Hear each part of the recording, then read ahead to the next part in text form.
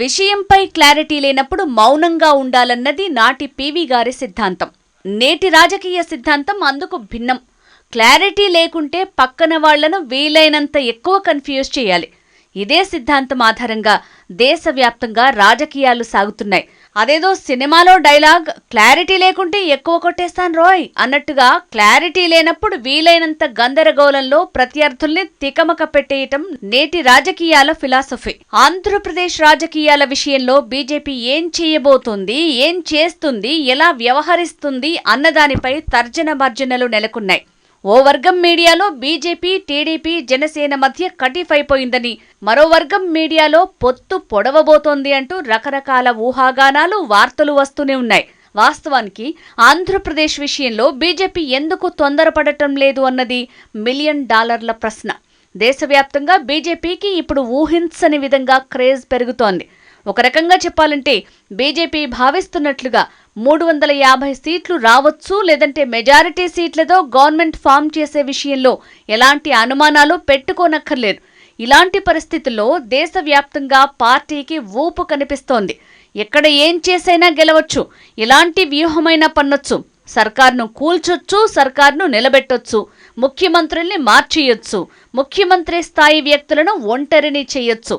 కశ్మీర్ నుంచి కన్యాకుమారి వరకు, అటు అటక్ నుంచి కటక్ వరకు ఏమైనా ఎలాగైనా చేయొచ్చని ఆ పార్టీ భావిస్తోంది. కానీ ఒక్క ఏపీ విషయంలో మాత్రం ఆ పార్టీ ఏం చేయాలో అర్థం కాక తలపట్టుకుంటోంది. వాస్తవానికి తెలంగాణలో ఉన్న జాడ్యాన్ని వదిలించుకున్న ఆ పార్టీ రానున్న లోక్సభ ఎన్నికల్లో తెలంగాణలో మెజారిటీ సీట్లను గెలుచుకునేందుకు ప్రయత్నాలు చేస్తోంది. అందుకు తగినట్లుగా మిగతా పార్టీల కంటే ముందుగా 9 మంది లోక్సభ అభ్యర్థుల జాబితాను మొదటి విడతలోనే విడుదల చేసింది. ఈ జాబితాలో 50% పైగా సీట్లను గెలుచుకునే అవకాశం ఉందంటూ ఇప్పటికే సర్వేలు కూడా వెల్లడిస్తున్నాయి. మరోవైపు ఆంధ్రప్రదేశ్ విషయంలో మాత్రం బీజేపీ ఏ నిర్ణయం తీసుకుంటే ఏమవుతుందోనని ఆలోచిస్తోంది. ఓవైపు వైసీపీ, మరోవైపు టీడీపీ, జనసేన కూటమి బీజేపీ ఏం చేస్తుందన్న మీమాంస కాదు అయోమయంలో ఉన్నాయి. బీజేపీ విషయంలో చంద్రబాబు నాయుడికి, జగన్మోహన్ రెడ్డికి ఫుల్ క్లారిటీ ఉంది. ఎన్నికల ముందైనా సరే, ఎన్నికల తర్వాత అయినా సరే, ఎవరైనా సరే, ఎప్పుడైనా సరే బీజేపీ పెద్దలతో సాఫీగా, స్మూత్గా వ్యవహరించాల్సిందే. వారి దయాదాక్షిణ్యాలతో పని ఉంది. లేదంటే ఏం జరుగుతుందో ప్రత్యేకంగా చెప్పాల్సిన పని లేదు. అందుకే చంద్రబాబు నాయుడు గాని, జగన్మోహన్ రెడ్డి గాని, ఇక పవర్ స్టార్ జనసేనాని పవన్ కళ్యాణ్ కు గాని ఈ విషయంలో RRR మూవీని మించిన క్లారిటీ ఉంది. అందుకే ఏపీ విషయంలో బీజేపీపై ఆధారపడి రాజకీయాలు చేయాలి అని 3 పార్టీలు చూస్తున్నాయి. చంద్రబాబు నాయుడు గాని, జగన్మోహన్ రెడ్డి గాని బీజేపీని ఎదిరించలేరు. బీజేపీని కాదని ముందడుగు వెయ్యలేరు. బీజేపీ అనే కన్నా ప్రధాని నరేంద్ర మోడీ, హోంమంత్రి అమిత్ షాని ఎంతమాత్రం కాదనలేని పరిస్థితి. బీజేపీ కన్నెర్ర చేస్తే ఏం జరుగుతుందో చంద్రబాబుకి తెలుసు, జగన్మోహన్ రెడ్డికి తెలుసు, పవన్ కళ్యాణ్ కైతే ఫుల్ క్లారిటీ ఉంది. 3 పార్టీలకు సంబంధించి ఢిల్లీలో చక్రం తిప్పుతున్నామనుకుంటూ ఉన్న కొందరు ముఖ్య నేతలకు ఫుల్ టు బిందాస్ క్లారిటీ ఉంది. అందుకే ఢిల్లీ ఏపీపై ఏ నిర్ణయం తీసుకుంటుందోనన్న ఉత్కంఠ, ఉక్కపోత వారిలో ఉంది.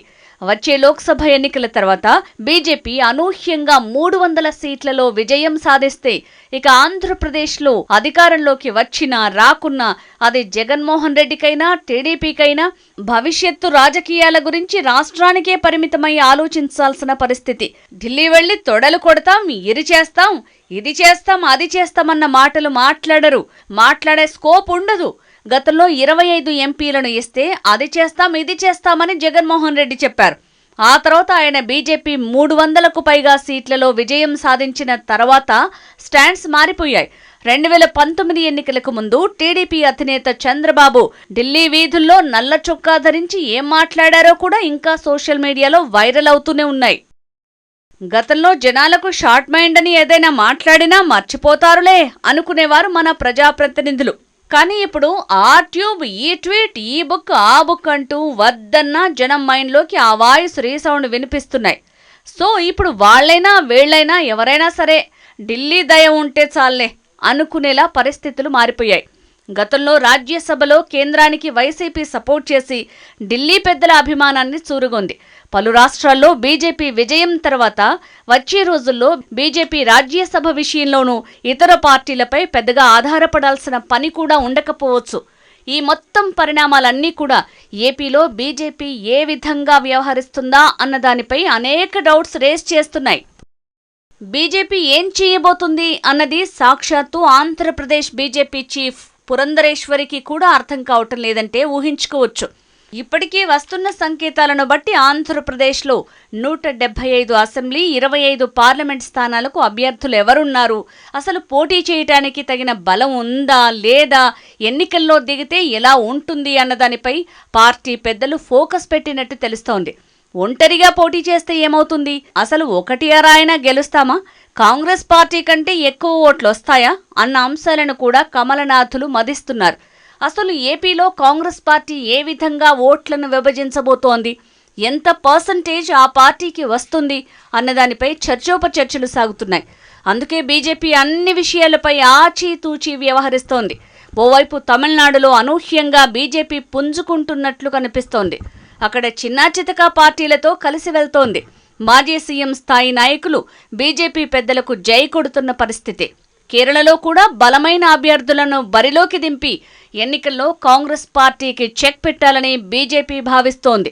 ఇప్పటికే రాహుల్ గాంధీని ఈసారి కేరళలో పోటీ చేయకుంటేనే భవిష్యత్తులో కలిసిమెలిసి సాగుదామని కామ్రేడ్లు చేస్తున్న హెచ్చరికలు హస్తం పార్టీకి షాకిస్తున్నాయి. కేరళలో బీజేపీ కాంగ్రెస్ కమ్యూనిస్టులకు ఒకేసారి ఝలకివ్వాలని చూస్తోంది. ఇక తెలంగాణలో సొంతంగా ఆ పార్టీ 10 స్థానాలను లక్ష్యంగా పెట్టుకుని అడుగులు వేస్తోంది. ఆంధ్రప్రదేశ్ విషయానికి వచ్చేసరికి ఎన్ని సీట్లలో పోటీ చేస్తాం, ఎన్ని గెలుస్తాం అన్నదానిపై మాత్రం ఆ పార్టీలో క్లారిటీ మిస్ అవుతోంది. టీడీపీ, జనసేన, బీజేపీ కూటమి ద్వారా ఎన్నికల్లో నిలబడినప్పటికీ ఎన్ని సీట్లు గెలుస్తాం, ఎన్ని సీట్లలో విజయ అవకాశాలు ఉంటాయి అన్నదానిపై బీజేపీ పెద్దలకు స్పష్టత రావటం లేదు. ఓట్ల బదిలీ జరిగి బీజేపీకి ఎంత అడ్వాంటేజ్ కలుగుతుందన్న దానిపై బీజేపీ పెద్దల్లో క్లారిటీ మిస్ అవుతోంది. మొత్తంగా చెప్పాలంటే ఏపీలో చంద్రబాబు నాయుడితో వెళ్లేందుకు ఒకానొక సమయంలో సిద్ధపడిన బీజేపీ పెద్దలు తాజాగా ఏం చెయ్యాలన్న దానిపై మాత్రం ఒక అడుగు ముందుకు మరో అడుగు వెనక్కి వేస్తున్నారు. ఏపీలో ఎవరు గెలిస్తే మాకేంటి, మేం గెలవం, దేశంలో గెలిచేది మేమే, ఏం జరిగినా సరే గెలిచిన వాళ్ళు మా దగ్గరికి రావాల్సిందే, ఓడిన వాళ్ళు మా దగ్గరికి రావాల్సిందే. అలాంటప్పుడు రాజకీయంగా పైచేయి కావాలి కదా. టీడీపీ, జనసేన దయాదాక్షిణ్యాలపై 4-5 సీట్లలో పోటీ చేసి గెలిచి సాధించేదేముందన్న ఆత్మ పరిశీలన కూడా ఆ పార్టీలో కనిపిస్తోంది. ఆంధ్రప్రదేశ్లో ఈసారి 2% నుంచి 5% ఓట్లు సాధిస్తే అది భవిష్యత్తుకు పునాది అవుతుందని ఎక్కువ మంది బీజేపీ నేతలు విశ్వసిస్తున్నారు. ఎందుకంటే ఈ ఎన్నికల్లో ఎవరైతే ఓడిపోయారో ఆ పార్టీ ఫినిష్ అవుతుందన్న వెర్షన్ కూడా వారిలో ఉంది. తెలంగాణలో బీఆర్ఎస్ పార్టీ విషయంలో ఏం జరుగుతుందో కూడా కన్ఫ్యూజన్ ఉంది. మొన్నటి వరకు బీఆర్ఎస్ అధినేత కేసీఆర్ నాయకత్వంలో ఆ పార్టీ ఎంతో బలంగా కనిపించింది. ఒక్కసారి అసెంబ్లీ ఎన్నికల్లో ఆ పార్టీ దెబ్బతినడంతో ఆ పార్టీ భవిష్యత్తు ఏమవుతుందో అన్న ప్రచారం జోరందుకుంది.